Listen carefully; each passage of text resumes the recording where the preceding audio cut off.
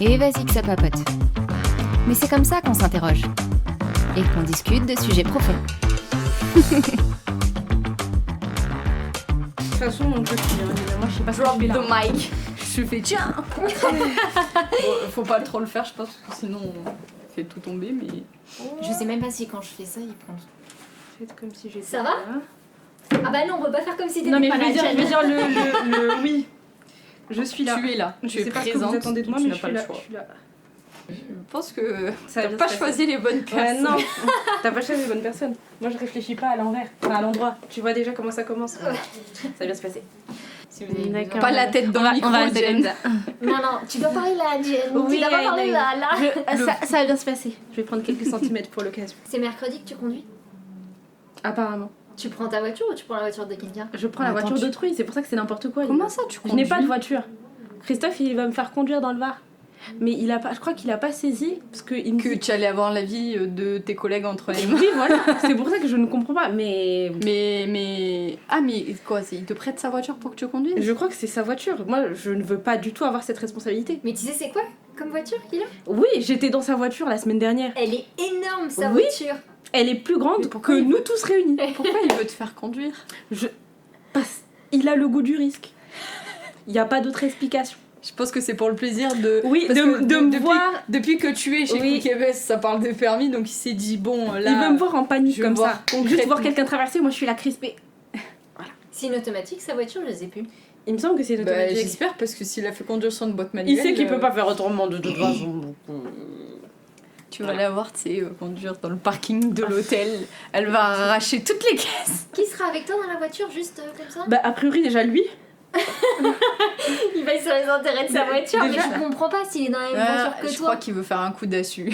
Non, mais il a un projet. Je sais pas lequel, mais il a un projet. Moi, j'ai dit, écoute, je te suis, mais dis-moi le montant en cas de casse. Que je sache, tu le déduiras de mon salaire. De toute façon, du coup, ça reviendra dans tes oreilles. Voilà. Ah, Mon Dieu. Je l'avais pas ce projet-là, moi, en tête. c'est en fin de soirée ou en. Lina, Tu il sais m'a pas. il m'a juste dit mercredi. Sous alcool. Au moins, il m'a donné le jour. Jennifer, mercredi, tu conduis. C'est-à-dire, tu conduis, très bien. Je n'ai pas d'autre. Voilà, c'est tout. Il va peut-être te donner un cours particulier. Ou alors, ce sera une petite voiture comme ça, mais il me l'a pas dit. Ce sera pour la blague. Pour que vraiment on fasse un vrai bêtisier, tu vois. peut-être. Mais. Peut-être. qui sait. Franchement, je le vois pas te filer la 3008. Hein. Je sais pas, Nina. Qui est des témoins. C'est une Hein. limousine. Moi, je ne suis responsable de rien. Bon, bah, bonne chance, hein. Ah, mais il veut te Ouais. faire conduire entre La Ciotat et Sanary, à mon avis. Peu importe. Moi, de toute C'est façon, quand même 30 pour minutes le de moment, trajet. moi, hein, tout ce que où je il sais, est- moi, je suis piéton pour le moment. Pour le moment, il n'y a pas de voiture sous mes yeux. Donc, Ouais, ouais. ça n'est pas arrivé. Sur ce. Je vous laisse vous présenter. Tu veux quoi, mon numéro de sécurité sociale Ce qui t'arrange. Est-ce que je prends tout? Présentation. Ouais. Jennifer.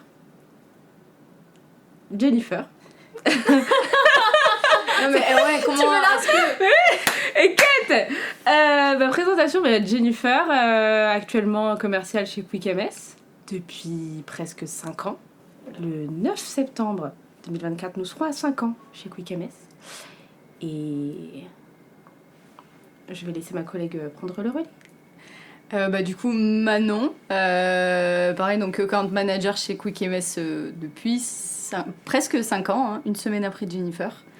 Donc on n'est pas arrivé pile en même temps, mais voilà. Et commercial depuis. J'ai pas de si tu veux. Depuis que Quick MS est Quick MS. Voilà. Vous faites une distinction entre account manager et commercial ou pas? Ah oui. Oui, techniquement, ce n'est pas la même chose. Ok. Bah, le nom est complètement différent. Oui, et c'est pas la même fonction. C'est pas les mêmes missions, c'est pas les mêmes responsabilités que t'attends d'un account manager. C'est quoi la différence? Bah, le commercial, c'est celui qui est censé faire toute la prospection, etc. Alors, nous, je pense que le nom, la mention account manager, elle nous a été principalement donnée pour avoir une certaine crédibilité auprès des RH et de manière générale auprès de tout interlocuteur qu'on pourrait croiser dans le cadre des échanges qu'on peut avoir, etc. Donc c'est plus d'avoir une certaine crédibilité plutôt que des missions qui diffèrent. Alors effectivement, on a quand même des responsabilités différentes d'un commercial classique, mais Lesquels, par exemple? Bah, ça va être surtout sur les tâches de fond. En fait, la question, c'est qu'est-ce qu'on ne fait pas chez Quick MS. En fait, voilà. Parce que, alors moi, je me présente en tant que commercial, et l'account management, c'est une partie du commerce. C'est-à-dire que oui, on a la partie prospection, du coup, en amont. Presque phase un petit peu marketing, parce qu'on a un peu notre mot à dire, finalement, dans la stratégie marketing, les contenus qui sont envoyés, etc. Le pendant du commercial, parce que finalement tout ce qui est présentation, rendez-vous argumentaire, avec les méthodes qui vont bien, un peu sexy, attendues pour le commercial, et l'après qui est alors les phases un peu, alors l'account management avec le suivi client. En amont de ça, on a le pré-onboarding, comme je le dis, parce que c'est quelque chose qu'on a rajouté avec le temps, pour déjà on va dire transmettre en fait à un client qui sait complètement où est-ce qu'il en est avec la solution à nos collègues consultants. L'aspect suivi, et après l'aspect vraiment administratif, donc la partie facturation, tout ce qui va être relance. On fait aussi du support de premier niveau. Donc en fait, c'est ce qui fait qu'on a plein de casquettes. Mais aujourd'hui, on est censé s'appeler account manager. Dans ma signature, j'ai ajouté account manager, mais quand je me présente, j'ai tendance à dire que je suis commercial. Parce que finalement, qu'est-ce que je ne fais pas ? Tu vois la différence, moi je me présente comme account manager. Après, moi de base, je viens de changer de poste. Oui, c'est vrai. Donc moi, je suis Donc t'es encore en... Je suis encore tu apprivoises encore voilà, le poste. Ça. Voilà, c'est ça. Le poste account manager, il est plus large que commercial. En gros, c'est ça. Non, il est plus Justement, fin. il est plus restreint. Un account manager, normalement, son périmètre, c'est simplement, il arrive après la signature et il s'occupe de fidéliser la clientèle, de faire de l'upsell, du cross-sell, et en fait, il est objectivé vraiment que par rapport à ça. Là où on a donc le commercial, entre guillemets, sur la phase prospection, qui est là pour capter les nouveaux clients. Il y a aussi avant, en matière de fonction, où tu as SDR, par exemple, qui va être vraiment la personne qui va appeler les prospects et s'occuper simplement de prendre le rendez-vous et de transmettre après le rendez-vous pris, entre guillemets, et le prospect qualifié au commercial. En fait, selon les organisations et selon les entreprises, tu vas pas avoir pour un travail de commercial, ça va être plus ou moins compartimenté. C'est pour ça que tu as la mention de SDR qui est très dans le phoning, dans je dois décrocher des rendez-vous et qui sera objectivé là-dessus. Tu vas avoir le commercial, technico-commercial, qui va être là pour mener les rendez-vous jusqu'à la signature. Et après, tu as account manager, key account manager. Il y a énormément d'intitulés.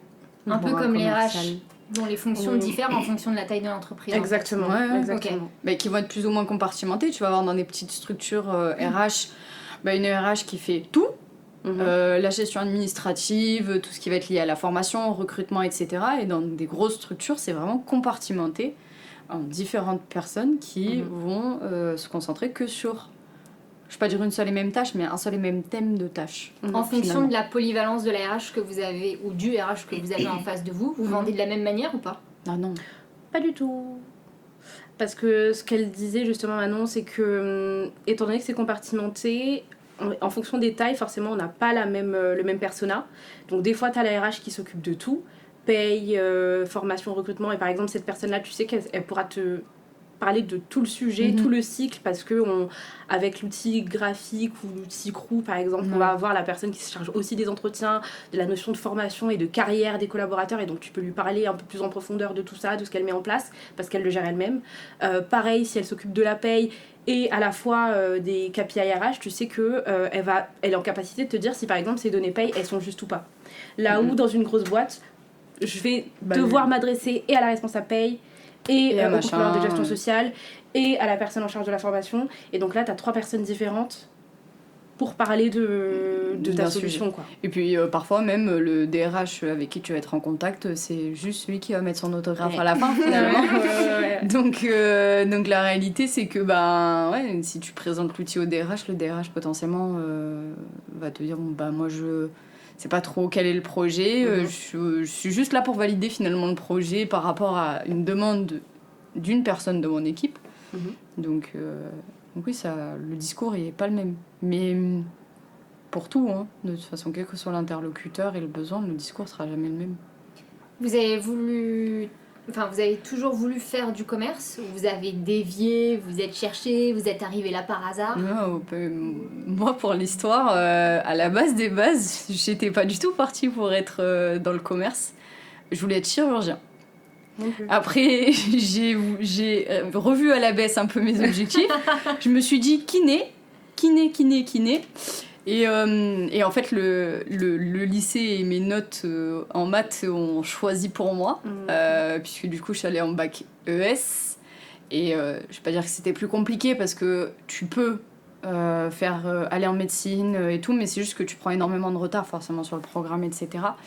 Et pour la petite anecdote, en fait, j'ai ma meilleure amie qui m'a dit peut-être que tu penses quand même à réfléchir à un second plan quand même. Non pas parce qu'elle croyait pas en moi, mais je pense qu'elle sentait au fond que la kiné n'était pas faite pour moi par rapport à ma personnalité, etc. Elle m'a dit creuse quand même un peu, va voir si y a pas d'autres choses qui pourraient te plaire, etc. Et je suis allée dans c'est les CIO, Centre d'information et d'orientation, je crois, un truc comme ça. J'y suis allée, comme si tu remplissais un petit questionnaire que tu trouves dans les magazines, etc., pour savoir quelle personnalité tu as et autres. Des questions bateau, hein. Mais pour moi, ça a marché. Parce que l'un des premiers trucs qui m'a été suggéré, c'est justement d'aller sur la voie commerce, BTS commerce international précisément. Et en fait, en creusant un petit peu et tout, je me suis renseignée, ça me parlait. Donc je me suis dit, je vais tenter le coup, je vais mettre ça en premier choix. Et en fait, j'ai complètement skippé la kiné. Et en fait, ça coulait de source. Tu regrettes pas, quoi. C'était une évidence, en fait. À partir du moment où je suis arrivée en BTSCI, c'était une évidence. J'ai toujours été une élève moyenne. Au collège ou au lycée, je n'avais pas les meilleures notes, etc. Et Jennifer, on a fait le BTS ensemble, donc en plus...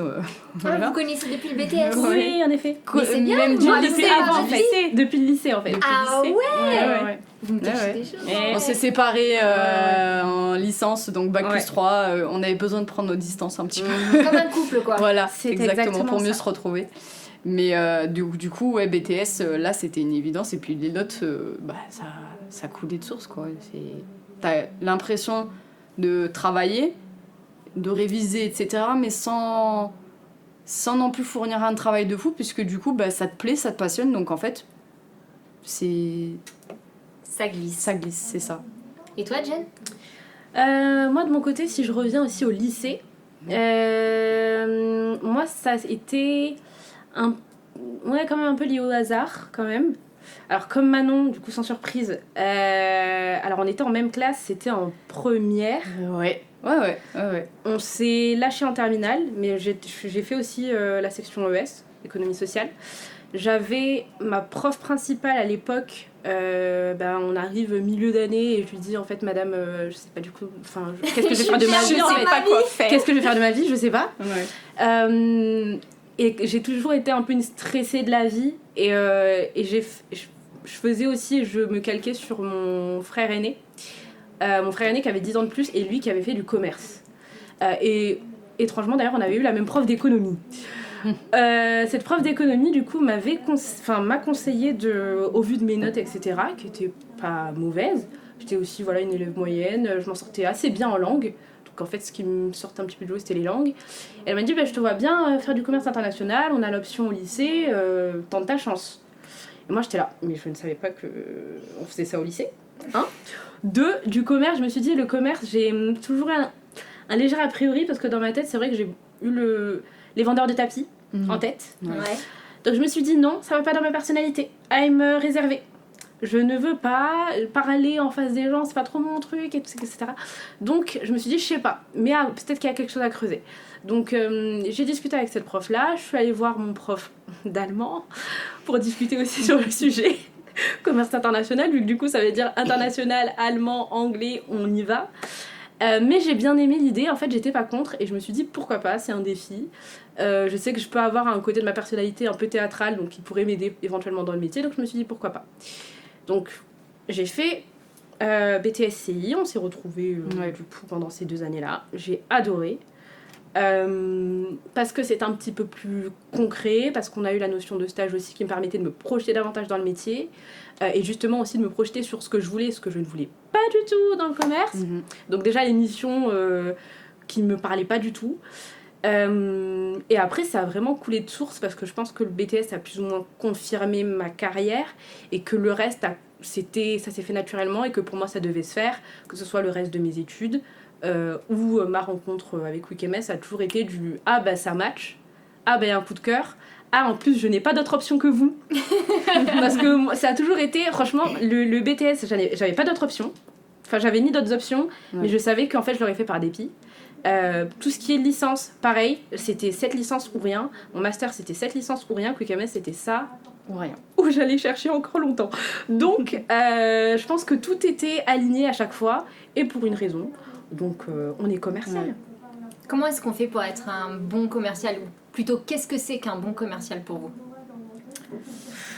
Est-ce que t'as 4 heures ? C'est une très bonne question. Alors non, dernièrement, moi je pense qu'il revient en ce moment avec les échanges que j'ai et avec les professionnels aussi que je rencontre. C'est l'écoute. Et moi j'admire les collègues que je vois en rendez-vous et qui ont cette capacité d'écoute active et je parle de la vraie écoute active qui te permet de rebondir sur ce qui a été dit et même ce qui n'a rien à voir avec le pourquoi du rendez-vous. Des fois t'as des RH qui viennent, tu vois très bien qu'elles sont occupées, des fois certaines sont en télétravail, certains ont littéralement de l'huile sur le feu derrière, face caméra. Et en fait, t'as des commerciaux qui arrivent à vraiment prendre possession de toutes les informations qui arrivent dans la discussion. Et c'est ce qui va changer le rendez-vous. Et c'est ce qui fait que même si moi, j'ai pas forcément ma signature à la fin, en fait, j'ai apprécié ce rendez-vous parce qu'on a eu un vrai échange. Il y a eu une vraie communication. Peut-être que le produit dont cette personne-là a besoin, c'est pas forcément le mien. Mais en fait, on a été 2 personnes qui avaient un sujet à un moment donné, on a pu s'écouter l'un l'autre. J'ai appris au cours de ce rendez-vous qu'un tel il avait 2 enfants, que la semaine dernière il était chez son médecin. Je n'ai pas besoin de ces informations-là. Mais on a eu ce temps-là et c'est ce qui fait que j'aime ce métier et je l'apprécie d'autant plus quand j'ai ces moments-là en fait. Je sais que c'est les meilleurs rendez-vous que j'ai et même lorsque je n'ai pas de signature. Je pense que certains des plus beaux rendez-vous que j'ai eus, je n'ai pas signé à la fin. Mais parce qu'on a eu ces moments d'échange-là. Qu'est-ce qui fait que tu signes pas ? Parce que quand tu es sur ce genre de conversation, bien sûr, tu crées du lien. On crée du lien. Mais le produit final, des fois, il faut admettre aussi que des fois, c'est pas ton produit. Soit c'est le besoin ça coche pas, soit il y a aussi une question financière. La personne que t'en face, c'est pas forcément le décisionnaire. Donc aussi. Si le décisionnaire, il voit un 0 en plus par rapport à un autre, il va se dire, en fait, non. Mais... Non, fini du coup ce que tu disais. Donc non, je dirais... moi en tout cas, c'est ce que je remarque. Et j'ai des collègues en particulier qui me viennent en tête que j'admire beaucoup parce que ils ont cette résilience et ils ont cette capacité à écouter activement et tu te sens écouté et tu as l'impression d'être la seule personne dans la pièce. Je pense que c'est quelque chose sur lequel je devrais travailler. Je sais que je peux le faire, mais des fois ça me demande du travail et c'est pas inné chez moi. Il y a des personnes chez lesquelles c'est inné et je trouve ça fascinant quoi. Moi, j'ai pas vraiment d'objection à... Alors en fait, tout dépend du point de vue de chacun. Tu poses la question à d'autres commerciaux, à n'importe quel commercial. Je suis sûre que tu n'auras jamais la même réponse parce que chacun va avoir sa propre vision de ce qu'est un bon commercial. Il y en a qui vont te dire un bon commercial, c'est celui qui va rapporter le plus d'argent à la société. Tu poses la question peut-être au directeur de la boîte, il va te dire moi j'estime qu'un bon commercial, c'est celui qui va rapporter le plus. Il y en a qui vont te dire c'est celui qui a le plus de tchatch, qui naturellement va facilement parler avec les gens, va facilement démarcher, etc. Mais sur ce point-là, moi, je suis complètement d'accord avec Jennifer, de par mon expérience, mais aussi de par ma personnalité. J'estime que tu peux être le meilleur commercial du monde en vendant 1001 contrats, etc., à des milliers d'euros. Si tu ne crées pas une relation privilégiée avec chaque interlocuteur que tu as en face de toi, en fait, je suis pas sûre que tu les gardes très longtemps, tes clients et tes contrats. Et je trouve que c'est vraiment le plus important, c'est de créer ce vrai lien. Et sur ce point-là, je suis complètement d'accord avec Jennifer, de dire que moi, mes meilleurs rendez-vous, ce sont ceux avec qui je crée du lien. Et je mets vraiment un point d'honneur justement à avoir ce lien-là de créer pour chaque interlocuteur que j'ai. Donc ouais, pour moi, un bon commercial, ça va être ça. Donc si je vous dis business is business. Pas du tout. Non. Non. Mais voilà, en vrai, c'est parce qu'on est peut-être on a une autre perception du business, peut-être plus durable, peut-être plus humain aussi. Parce qu'aujourd'hui, le métier de commercial, beaucoup vont rattacher ça à les gens qui démarchent de façon intempestive, etc. Toujours en train de déranger, marchand de tapis, souvent. Et je trouve que le fait de remettre, en tout cas pour notre point de vue, je pense qu'on est d'accord avec Jennifer, remettre du sens au métier de commercial, on ne mettra pas en avant le business is business. Est-ce que, en fonction de l'entreprise où on se trouve, je pense aussi, la manière de faire du commerce est différente? C'est-à-dire la manière dont vous faites du commerce chez Cook MS, est-ce que vous pensez que vous pourriez la faire peut-être dans un autre groupe avec des valeurs différentes? Ah, pas du tout. Parce que l'autre groupe, il va te demander... il va te demander des comptes. Va te demander des comptes. Et moi, quelque chose que j'ai tendance à dire, c'est que je ne vends pas pour vendre, déjà. Ça veut dire que ma satisfaction, c'est pas forcément le chèque que va signer cette personne. J'aime, encore une fois, il faut que je le précise quand même, j'aime le chèque qui est signé à la fin, j'aime les zéros qu'il y a sur le devis, sur le contrat. Cependant, alors c'est pas un plus, c'est j'aime savoir que ce que j'ai vendu à mon client, c'est ce qui va réellement, qui va adhérer pour. Quelque chose qui va me contrarier, c'est j'ai signé effectivement mon chèque, mon contrat, et je vais avoir un client qui, dans 1 semaine, 2 semaines, 1 mois, va me dire en fait non, votre produit, non, en fait, c'est pas du tout. Vous m'avez pris pour un imbécile, voilà. Vous m'avez vendu ça. Et là, en fait, on a tous les deux perdu du temps, et en fait, moi, c'est ça mon plus gros nœud, en fait, je pense. J'ai vraiment besoin, moi, ma satisfaction, c'est vraiment de me dire mon produit sert à quelqu'un, sert à quelque chose. Donc du coup oui, ça passe par la satisfaction et l'intérêt de mon produit. Et il y a surtout des boîtes qui sont très... alors les boîtes business to business, enfin business is business plutôt, c'est des boîtes qui vont te demander des objectifs qui pour moi ne sont pas systématiquement réalistes. Et moi je sais que par exemple je n'ai pas la personnalité qui va avec. En fait je sais que moi personnellement Jennifer, je n'ai pas cette personnalité, je n'ai pas cette ambition et j'estime que en fait... je ne suis pas non plus prête à donner cette énergie-là à tout le monde. Voilà. C'est une énergie que je peux donner, mais dans un certain temps. Ça veut dire que toi et moi, on va avoir un contrat. Je vais te donner cette énergie pour 1 an, 2 ans. Et après, toi et moi, j'aurai appris ce que j'ai appris. Toi, tu auras pris l'énergie que tu auras eu à prendre. Et on va se laisser comme ça. Mais c'est vrai que ce n'est pas du tout dans ma personnalité. Parce que j'ai l'impression qu'on va perdre cette humanité-là en disant business is business. Et en fait, t'attends de moi vraiment du chiffre. Avec du coup un peu de flicage parce qu'en fait combien de rendez-vous t'as fait cette semaine, combien t'as passé d'appels, et pour moi dans les OKR vous n'avez pas ça chez Quick MS? Non. Mais moi de toute façon je le dis très souvent, demain j'ai une boîte qui me fixe comme objectif de passer tant d'appels par jour, je signe pas parce que en fait faire de la quantité sans la qualité derrière, je trouve que ça n'a aucune valeur. On revient à ce truc de... je pense que si tu crées un lien vraiment humain avec tes interlocuteurs, tu peux faire perdurer tes contrats beaucoup plus longtemps. Et donc du coup, et même être challengé en tant que commercial sur pas tant d'appels par jour, désolé, mais c'est absolument pas challengeant. Il n'y a pas de...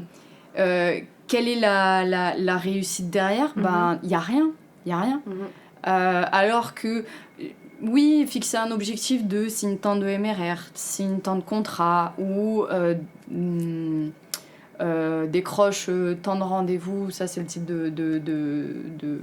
d'objectifs d'OKR qui sont fixés chez QuickMS, décroche tant de rendez-vous avec des grands comptes ou des choses comme ça. Il y a un aspect challengeant parce que c'est pas juste décrocher un rendez-vous pour un grand compte, il y a tout un travail en amont à faire et à mettre en place, etc., qui est très instructif en plus. Mais pour moi, en tant que commercial, tu dois aussi avoir en tout cas, c'est ma perception. Mais voilà, pareil, hein, chaque commercial va avoir sa propre perception. Mais avoir des objectifs tâches de fond sont tout aussi intéressants et auront plus d'impact sur le long terme. Je peux vous dire que j'ai toujours perçu votre métier comme ingrat. C'est-à-dire que, en gros, vous êtes ce qui fait que une entreprise va tenir, puisque vous faites le business de l'entreprise, donc c'est grâce à vous qu'on a de la croissance et qu'on va vers l'avenir, ou si jamais il n'y a pas de chiffres, en fait, ça fonctionne on va toquer pas. à la porte des commerciaux, donc, quoi. Quand ça va bien, c'est super, et puis quand ça va pas, c'est de votre faute. C'est quand même un gros fardeau. Oui et non. Ouais. Après... je sais pas, est-ce que peut-être que le QuickMS c'est exactement la même chose partout? Je pense pas. Oui, voilà. Mais on la ressent pas, cette pression-là. Si demain QuickMS ne fait pas de croissance, est-ce que vous le prendrez pour vous? Est-ce que vous vous tiendrez pour responsable? Pas du tout en fait. Et je pense que c'est bien. Enfin, on est dans une entreprise où on nous met pas la responsabilité sur le dos. Voilà, on ne met pas cette responsabilité-là et tout le monde est team player. Ça veut dire qu'on est aussi dans une entreprise où on a conscience que chaque métier, chaque fonction dans cette entreprise est essentielle pour faire avancer la boîte en fait. Donc mon client final, il n'est pas content si le support en fait, il répond pas au ticket. Mon client final, il n'est pas content dès lors que mes consultants chez l'onboarding en fait, ils ont pas... Et voilà. Donc en fait, on sait qu'il y a un vrai cercle. On est tous dans ce cercle-là. C'est quelque chose que je n'apprécie pas, c'est tout le temps mettre au centre, mais ça fait aussi partie de ma personnalité, mettre au centre le commercial comme si c'était lui qui portait tout sur son dos, alors que c'est pas du tout le cas en fait. C'est pas le cas. Après nous, on a cette visibilité-là chez QuickMS, mais à mon sens, c'est pareil dans les grosses boîtes. Est-ce que ça se dit maintenant à côté? Bon, ça c'est un autre sujet. Oui. Mais pour moi, le commercial, c'est pas le héros, le sauveur de la boîte, quoi. Non, mais le problème, c'est que je pense que cette image-là, en fait, elle colle aux commerciaux parce que t'as beaucoup d'entreprises auparavant, et je pense encore aujourd'hui, qui mettent tout sur le dos des commerciaux. Bah oui. Clairement, c'est eux qui détiennent les plus gros salaires, les plus gros variables, les plus grosses primes. C'est ça. Oui. Donc en fait, parce que tu touches un gros salaire, parce que tu as les plus grosses primes, etc., bah forcément, faut que ton travail derrière suive et que tu tiennes la barque. Alors que, mais dans n'importe quelle entreprise, hein, si on prend des boîtes dans lesquelles je travaillais auparavant, en fait, je travaillais dans un grand groupe dans la sidérurgie, l'acier. En fait, si les matières premières elles sont pas achetées, etc., au bon prix, comment tu peux vendre ta bobine d'acier au prix que tu le souhaites? Si derrière les machines elles sont pas maintenues par les équipes, comment tu veux sortir ton... En fait, tout métier au sein d'une entreprise vont être interdépendants. Et pour toute entreprise qui commercialise quelque chose, un produit, que sais-je, tu seras de toute façon à un moment donné dépendant de quelqu'un d'autre. En tant que commercial, tu dépendras toujours de quelqu'un d'autre. Est-ce que vous dépendez l'une de l'autre dans vos postes? Non. Non. Mais vous savez comment l'autre Fonctionne. Oui, globalement. Oui, mais après là, c'est un exemple, enfin, c'est pas le meilleur des exemples parce que Jennifer, voilà, on se connaît depuis des années, donc on sait comment on fonctionne déjà à l'extérieur et hors entreprise et au sein de l'entreprise. Je pense pas que tu aies ce même fonctionnement-là et finalement cette même entente-là pour n'importe quel commerciaux. Vous avez des styles Enfin, vous avez un style de vente différent l'une de l'autre, complémentaire peut-être?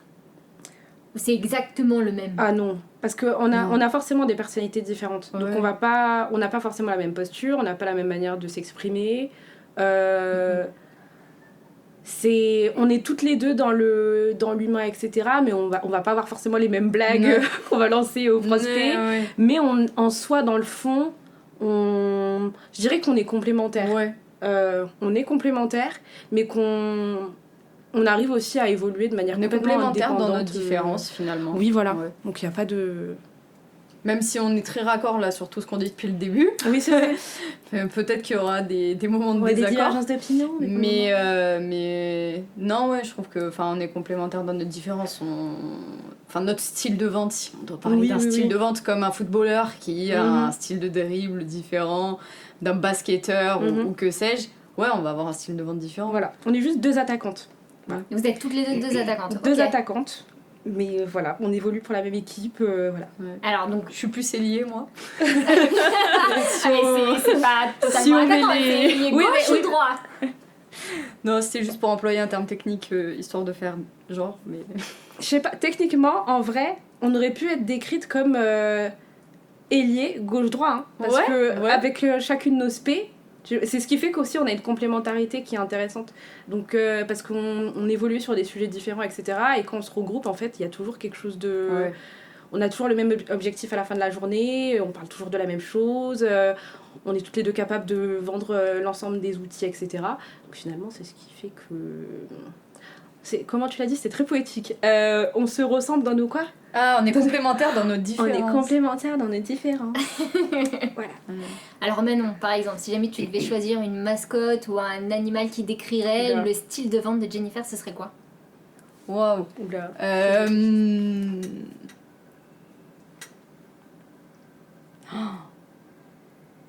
Jennifer, je vais te poser la même question. Oui, c'est Ouais, vrai que je suis en réfléchis en même réflexion temps. là. Non, alors Là, je suis en- j'essaie de réfléchir parce que je vois comment Jen vend, elle est à la fois douce, etc. Mais comme elle le disait au tout début, elle a un côté très, très théâtral et très. Mais pas péjoratif du tout. Hein. Au contraire, moi, c'est l'une des choses qui m'épate le plus chez Jen. Mais elle peut être un peu. C'est horrible parce que je dis un peu bipolaire. Non, moi je me décris comme bipolaire de base. Donc, un animal qui peut avoir des Un élans caméléon. Un caméléon. Je Bah, change des élans de folie et à la fois des élans très calmes, très posés. Ouais. Caméléon. Le caméléon il fait ce qu'il veut. Hein. Ouais, tu te fonds dans la masse. Ouais. Claire, ah oui, je suis pour me fondre Ouais. dans la masse. Ouais, caméléon alors. Caméléon dans ce cas-là. Alors toi, ton style... Et quel animal je vais... Parce que moi, je te décris souvent comme un leader, je trouve. Ouais. Et dès qu'elle a dit animal, le seul qui est venu là, c'était le loup. Mais c'est pas un bon... Le loup, c'est pas non plus un bon truc, parce que les loups, c'est vu comme solitaire. Mais les loups en meute, par exemple, Ouais. très Ouais, positif. je suis très meute. Très meute, ouais. Voilà, t'es très meute, très positif. Leadership, parce que t'as beaucoup de poignes. Moi, je sais que j'en ai, mais par exemple, il y a des fois où je vais décider qu'en fait, non, pas pour vous, monsieur le prospect. Ouais. Ça va Ouais. aller. Mais toi, en fait, quand t'as décidé qu'en fait, monsieur, le rendez-vous, il est pas terminé tant que j'ai pas dit qu'il était terminé. Ouais. Donc, c'est pour ça qu'en vrai, le loup en meute, ça va très bien. Très bon leadership. Tu lâches pas le steak. Mais de façon correcte. Mais de façon correcte. Mm. Parce qu'en soi, t'es très pédagogue aussi, en fait. Ouais. Donc, non, le loup, en fait, c'est un bon... C'est pas mal, hein. Puis, c'est poétique, le loup aussi. Donc j'ai un loup et un caméléon dans la pièce. Ouais, c'est une ambiance, là. Mais en vrai, oui, hein. Enfin, moi, Ouais, je trouve. Si vous pouviez donner un conseil à une personne qui envisage de se lancer dans le commerce les yeux fermés, quel conseil est-ce que vous donneriez? Déjà, est-ce que tout le monde peut être commercial? Non. Je pense, alors, mais c'est pas une question de personnalité. On n'ira pas dans ce truc de si t'es timide, tu peux pas être commercial. Jamais. Non. Parce que justement, plus jeune au collège, lycée, j'étais quelqu'un de timide et ça m'a aidé à m'affirmer, etc. Donc, c'est absolument pas. Enfin, je vais pas décrire des traits de personnalité pour dire oui, il faut être comme ça, comme ci, comme ça, etc. Mais si je devais te donner un conseil ou autre, ce serait... Ouais. Bah, si t'aimes le contact avec les gens, c'est ça toute la journée, hein, de toute façon, pour un commercial, donc si t'aimes pas les gens, c'est compliqué. Donc déjà ça, et avoir ce truc de se dire j'ai envie d'aider. Ça rejoint beaucoup tout ce qui est un peu médical, l'aide des autres et tout ce qui s'ensuit, mais c'est une approche différente puisqu'on est sur du B2B, on n'est pas sur on soigne quelqu'un, on a la vie de quelqu'un entre les mains, etc. Mais par contre t'apportes des solutions, tu aides quelqu'un dans son quotidien et du coup tu en tires la satisfaction justement de te dire ah bah là j'ai aidé quelqu'un. Donc je dirais déjà ça. Elle fait la grimace. Ouais, elle est pas d'accord. Là, peut-être divergence, là. Je sais pas, je suis en réflexion. Enfin, pour moi, c'est... Oui, je dirais ça. Je rajouterais peut-être d'autres trucs, mais je vais laisser Jen parler. Je suis en réflexion. Je vais débattre avec moi-même, mais avec vous. Parce que moi, ma première réponse aurait été oui. Tout le monde peut être commercial. Ah, moi, je peux te garantir que je ne peux pas être commercial. Ma première réponse c'est oui, mais parce que dans ma tête, ce qui est venu, c'est qu'aujourd'hui, par exemple, on a la tendance entrepreneuriale, n'est-ce pas ? Donc tout le monde estime qu'on peut lancer une boîte, peu importe justement son background, voilà. Son background. Et donc dans ce background-là, t'as des personnes qui ont été comptables, t'as des personnes qui ont été poissonniers, t'as des personnes qui ont été, secrétaires, t'en as qui ont été livreurs, qui vont lancer leur business. Et en fait, pour moi, un business, ça se vend. Forcément. Ton business se vend à un moment donné, forcément à quelqu'un. Même si c'est du non lucratif, faut que tu nous vendes, par exemple, les Restos du Cœur, faut que tu nous le vendes. Oui, mais quand t'es auto-entrepreneur, c'est intéressant ce que tu dis, parce que quand t'es auto-entrepreneur, tu crées quelque chose. Oui. Et c'est donc t'es forcément passionné par ce que tu crées, donc c'est plus facile de passionné, parler. Bien sûr. Mais la vente, souvent, c'est un peu ce qui freine, tu vois. Ça peut freiner, mais ça peut s'apprendre aussi pour moi. Ça s'apprend. Maintenant, la question, du coup, c'est est-ce que tout le monde peut l'apprendre ? En soi, la réponse. On a envie de l'apprendre. En soi, pour moi, la réponse est oui, tout le monde peut apprendre à vendre. Maintenant, il y a une différence entre apprendre à vendre et être bon vendeur. La nuance. Ouais. Je mets ça sur la table. Je vois ce que tu veux dire. C'est pour ça que pour moi, je sais pas. Donc on peut vendre toutes les stratégies commerciales qu'on veut, ça suffira pas. Parce qu'à un moment donné, il y a eu un gros business autour des formations. Apprenez à vendre votre produit mieux que personne. Oui, mais t'as toujours des formations stratégies. un peu sur tout et n'importe quoi aujourd'hui qui se développent. Hein. Mais même, en fait, j'ai presque envie de te dire tout va dépendre des personnes, parce qu'il y a des personnes, même en prenant des formations, en faisant le parcours qu'on a fait avec Jennifer ou autre, qui seront toujours incapables de vendre, mais parce qu'elles sont pas faites pour ça, ou tout simplement même parce que ce n'est pas eux, ou en tout cas ce n'est pas un métier qui colle avec leur personnalité ou avec ce à quoi ils aspirent. Mais après, je suis d'accord sur ce que dit Jennifer mais vraiment que sur l'aspect auto-entrepreneurial. Je pense qu'à partir du moment où tu es auto-entrepreneur, tu développes ton truc, etc., dans tous les cas, c'est sûr que tu arriveras à le vendre. Parce que quand tu es convaincu de ce que tu vends et quand tu es passionné par ce que tu fais, parce que tu vends, parce que tu as développé, ça coule de source et ça se vendra. On le voit, tu parles de l'auto-entrepreneuriat, mais l'émission Qui veut être mon associé, elle est le reflet de une personne lambda qui n'est absolument pas commerciale peut vendre son projet auprès d'investisseurs. Mais après, ces personnes-là seront potentiellement pas commerciales une fois leur entreprise lancée, par contre. Mais tu te dois de vendre ton projet. Donc oui, j'ai envie de dire, tout le monde peut être plus ou moins bon vendeur quand il y a quand tu as quelque chose que tu as créé ou un projet qui te passionne, que tu as envie de le mettre en avant, que tu as envie d'en parler, etc. Mais après, est-ce que tout le monde peut être commercial ? Oui, mais du coup... Je pense que là... Est-ce que ça dépend pas du produit? C'est-à-dire Voilà. que tu peux être passionné par un truc, mais si jamais il intéresse personne, tu le vendras pas. Est-ce que tout ne dépend pas de ton projet, de ton produit? Aussi. Mais... Comme pour un commercial, j'imagine que c'est plus facile de vendre un produit de qualité qui présente bien plutôt qu'un produit bancal, même s'il fait exactement la même chose que le produit design. Eh bien, ça dépend. Je vous rejoins toutes les deux. Alors, pour pas que je me perde... Exemple, mon vendeur qui vend des stylos au marché, lui par exemple, ça fait partie de lui-même.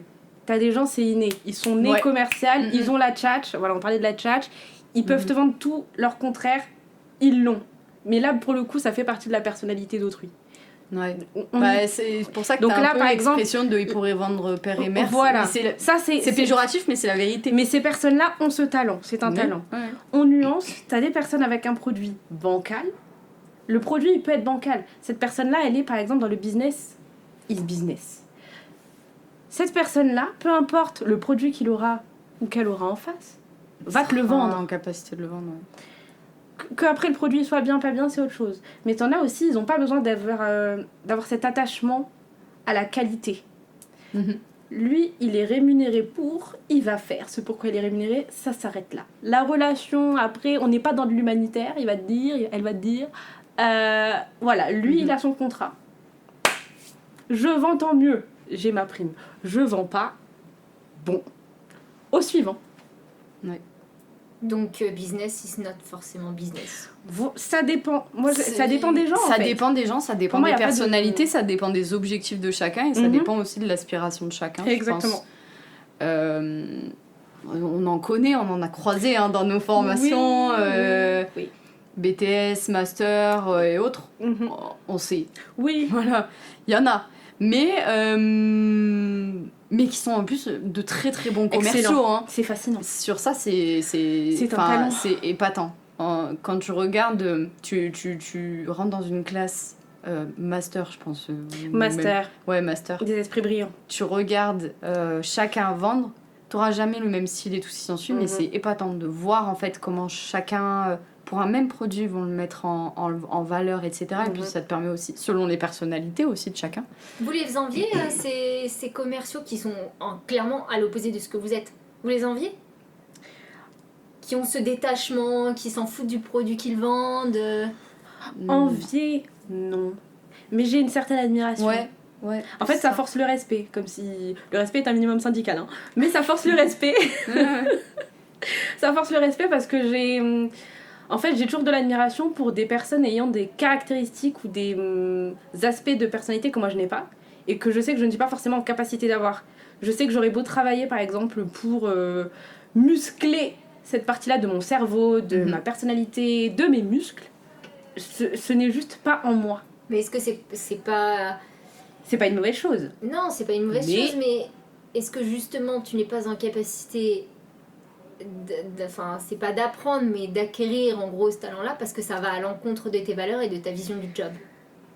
Peut-être un peu. Oh, je pourrais l'apprendre, mais ça me demande... En fait, je sais pas si j'ai cette énergie. Est-ce que ça t'intéresse de l'apprendre? Et en voilà aussi, ça m'intéresse. Est-ce que t'as envie d'être comme ça? Voilà, en fait, en fait, ce qui est beau, c'est aussi notre différence, quoi. Donc, je sais que moi, je vais apprendre d'un tel, un tel va apprendre de moi. Et après, enfin, moi, j'arriverai pas à atteindre les 100% de cette personne-là parce que justement, je ne suis pas toi et je ne cherche pas à l'être, en fait. Et vice-versa. Donc, je vais forcément piocher des choses que je vois chez les autres parce que je vois qu'il y a une valeur ajoutée. Mais mon objectif n'est pas de devenir le clone d'autrui et c'est toujours vice-versa. Donc, je vais toujours prendre ce que j'estime être positif. Et après, c'est vrai que en fonction du contexte et des circonstances, en vrai... Le détachement que toi tu as, moi je ne veux pas l'avoir parce que j'estime que là je dois être impliquée et il y a d'autres situations où c'est l'inverse. Je vais être détachée parce que vraiment c'est pas mon problème et voilà. Puis en réalité, ce serait un peu ennuyant d'avoir des clones commerciaux qui sont tous les mêmes, qui se ressemblent tous.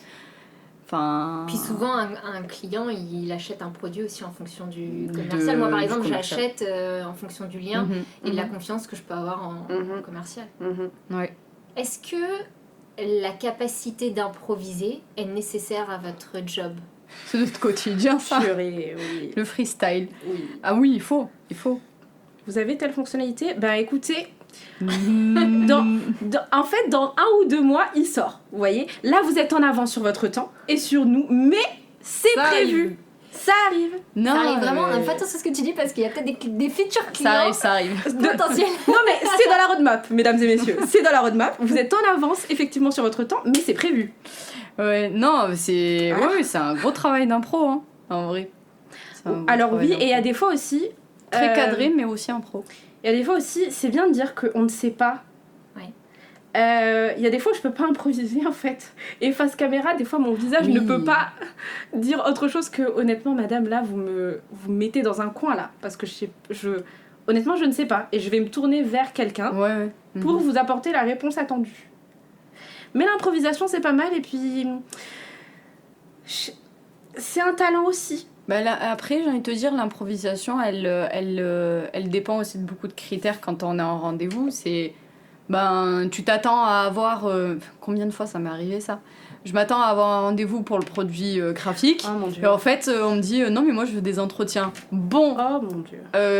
on est quand même organisé dans notre tête de commercial. On a nos discours bien rodés, etc. Donc, je veux dire, on improvise sans trop improviser.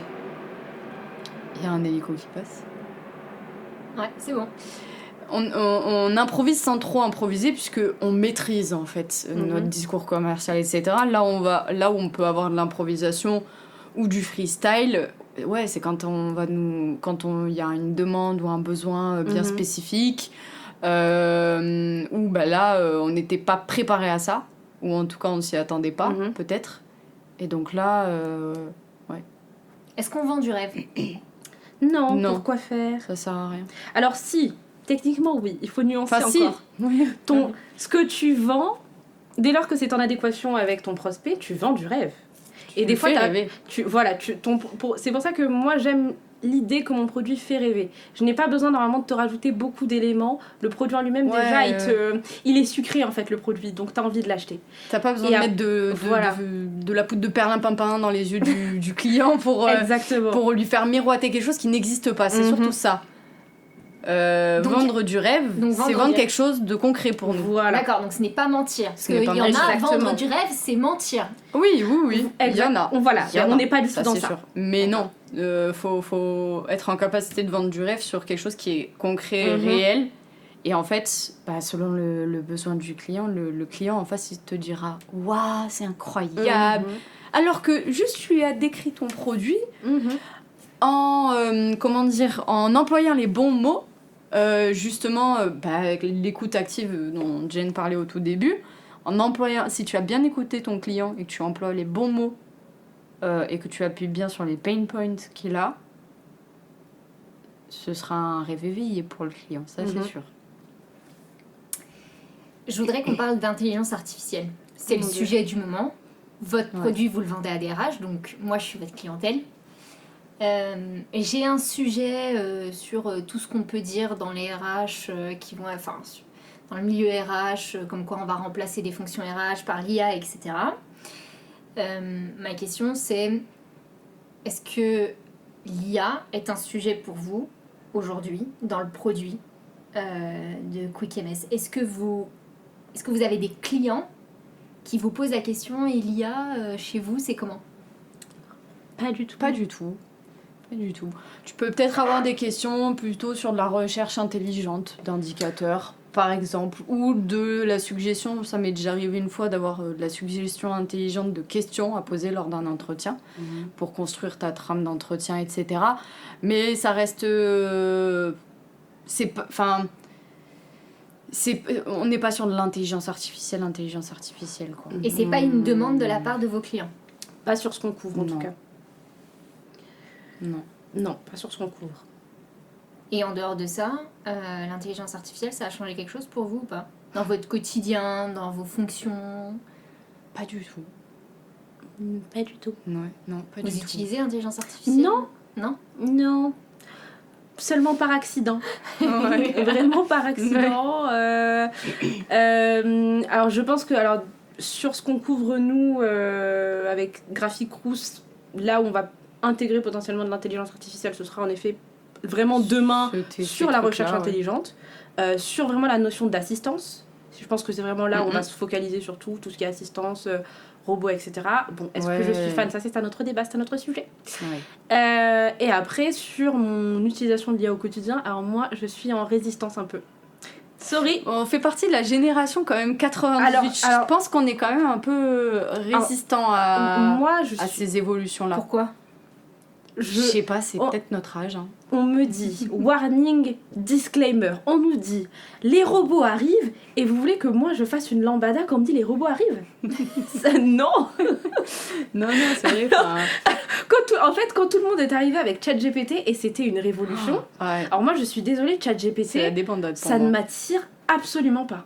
Même pas pour ça peut être utile pour des ça peut être utile pour des métiers, pour nous commerciaux. Pour le mien commercial, me dire que oui, je vais demander à ChatGPT d'écrire mon mail et en fait je vais demander à ChatGPT de réfléchir pour moi et donc il va m'empêcher moi de réfléchir et puis comme ça il va me rendre flemmarde en gros. C'est ça, hein, c'est vrai. C'est un moi, sujet en fait, pour les futures générations. Moi ça ne se peut. Ouais. Moi ça ne se peut. J'ai besoin de réfléchir. Je refuse. Un peu là, une crainte en fait de créer des personnes qui vont être assistées par ça. Dépendantes de ça et qui du coup ne sont plus amenées à réfléchir. Je trouve ça ultra dommage. Moi quand j'entends mon petit frère, mes frères me dire j'ai utilisé ChatGPT pour un devoir maison, des trucs comme ça, et j'hallucine. Je me dis mais prends ta feuille, prends ton stylo, pose-toi, fais ton devoir à la maison, recherche sur internet des informations, etc. Mais demande pas à un robot. Enfin j'ai l'impression d'être des vieilles aigries. Oui. Résistantes à la... Alors, c'est ultra intéressant sur plein de choses. Je pense que l'intelligence artificielle, elle peut apporter beaucoup pour plein de trucs. Au niveau de la recherche, sur tout ce qui est scientifique, etc., ça peut apporter énormément de choses. Mais remplacer l'humain, ou en tout cas aider un humain à du coup moins réfléchir ou autre, je trouve ça super dommage. Du coup. J'ai 2 questions signature dans ce podcast. La première, c'est quelle question est-ce que vous n'auriez pas aimé que je vous pose? Oula.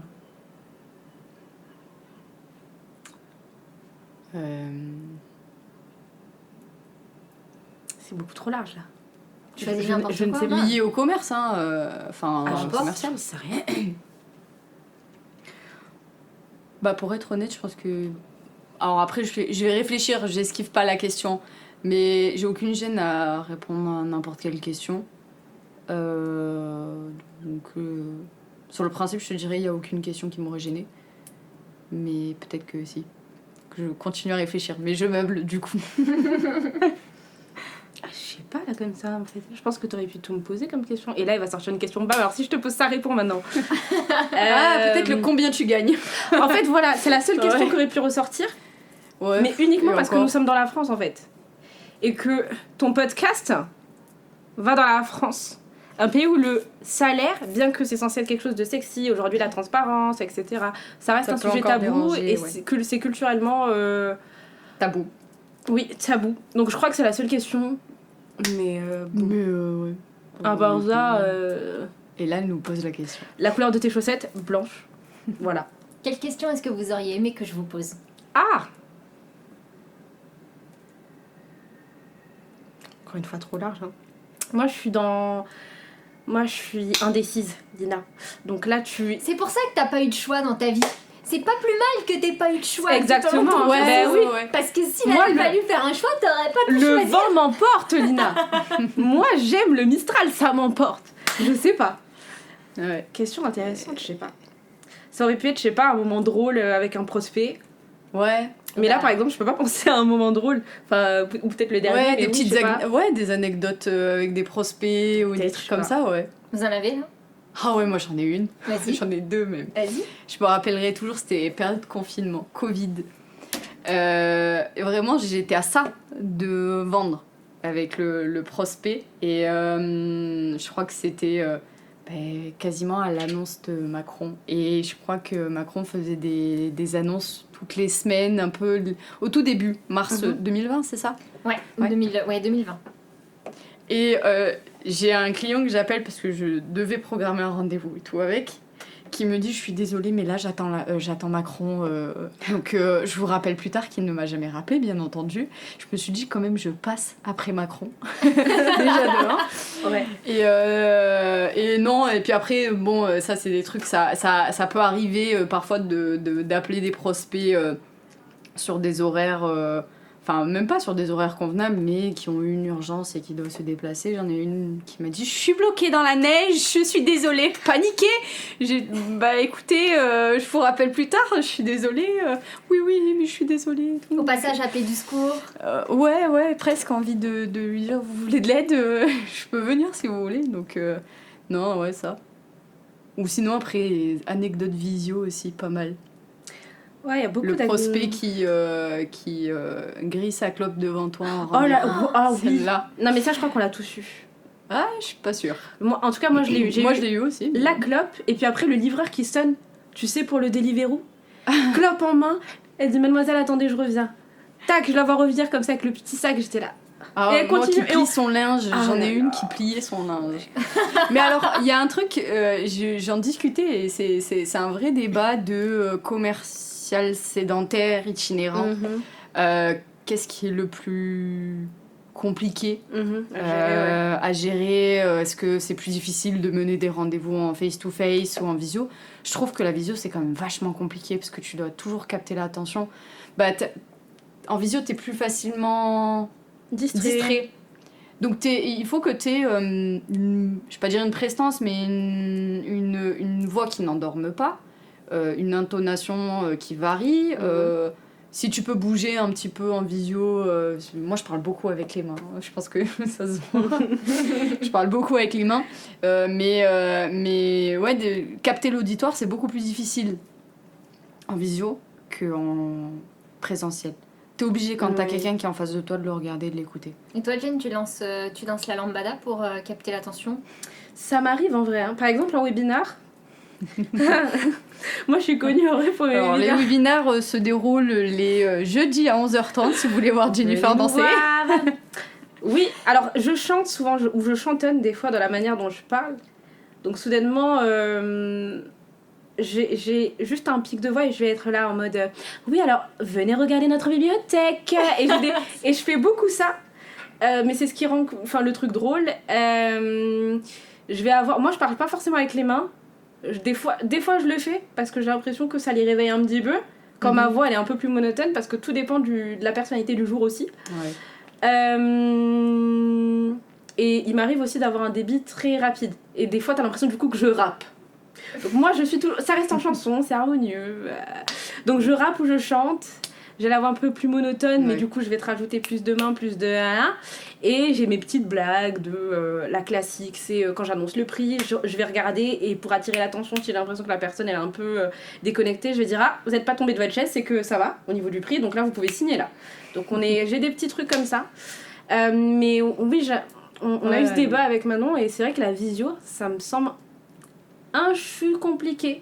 Parce que, surtout dès lors qu'en fait, t'es face à une personne qui est en plein télétravail, qui est chez elle, qui est avec du coup tout son environnement perturbateur, triste, I don't know, vous choisissez le suffixe.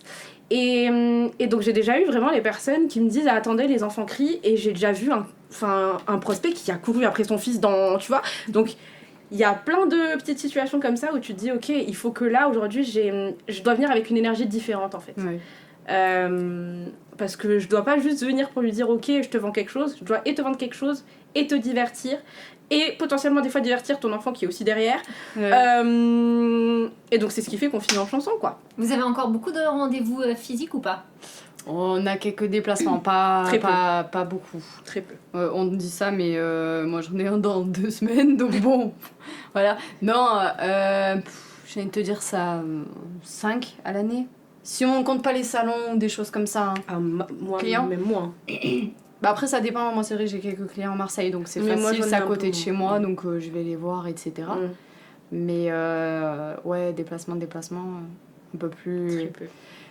J'ai envie de te dire, c'est pas plus mal dans le sens où, bah, vu qu'on vend France entière, ça nous évite de nous déplacer de partout, d'avoir une organisation du coup de rendez-vous qui soit un peu plus compliquée parce que tu te dis, bon, bah, si je suis à Paris, il faut que je fasse attention aux prospects que je vais voir et les rendez-vous que je vais caler, donc il faut que ce soit que Paris et périphérie. Je vais pas prendre un rendez-vous à Paris puis après, 3 heures après, aller à Bordeaux. Et puis même, je trouve que bah, du coup, ta vie externe hors travail, elle est beaucoup plus compliquée quand t'es constamment en déplacement, etc. Alors après, c'est plaisant hein, de voir les gens physiques et tout. Mais finalement, vu que la visio a un peu son lot de surprises et d'anecdotes sympas, c'est vrai que on n'aurait pas ce genre de trucs-là en présentiel. Clairement pas. D'habitude, c'est Géraldine qui fait la pub de Quick MS. Comme vous êtes commercial, je propose de ne pas avoir à faire ce montage dans l'épisode et de vous laisser faire la pub Quick MS. Allez. Tu fais graphique, je fais crew. Hein. Je savais que ça allait devenir comme Bah ça. oui, chacun sa spé. Hein. Très bien. Mes très chers auditeurs, vous êtes en quête d'un outil pour faire parler vos données RH, que ce soit sur l'absentéisme, mieux la comprendre, d'où sort-elle, votre masse salariale, automatiser vos tableaux de bord qui, derrière, ont besoin d'être partagés à vos managers pour les impliquer davantage dans la stratégie, pour qu'ils puissent être autonomes sur le suivi de leurs services et équipes, mais encore répondre à vos obligations légales en matière de BDESE, éventuellement bilan social ou encore index, égalité professionnelle homme-femme. Vous avez Graphique, votre outil de contrôle de gestion sociale. Appelez Jennifer au 3622. C'est pas le J'ai numéro, pas le 3622 là, j'ai pas le... Contactez-nous à l'adresse lead@quickms.fr. Comme Manon vous l'a dit tout à l'heure, n'hésitez pas à venir nous rejoindre lors de nos sessions de webinaire autour des tableaux de bord et de la BDESE. Ou en danse. Ou en danse, rap également si vous souhaitez, comédie musicale que nous faisons également. C'est jeudi, généralement à 11h30. Quand on change exceptionnellement pour rythmer un peu plus vos vies, 13h30. Mais sinon, rendez-vous tous les jeudis, 11h30. Ouais. Et concernant Crew, si vous recherchez un outil qui vous permet d'engager vos collaborateurs et surtout faciliter grandement votre quotidien, la solution Crew va avoir pour objectif justement de pouvoir digitaliser vos entretiens, avoir un meilleur pilotage, un meilleur suivi de vos entretiens et une meilleure visibilité tout simplement. Du coup, n'hésitez pas à nous contacter. Jennifer a donné les informations pour pouvoir se pencher sur les deux outils graphique et Crew. Et ce sera avec plaisir de pouvoir échanger avec vous.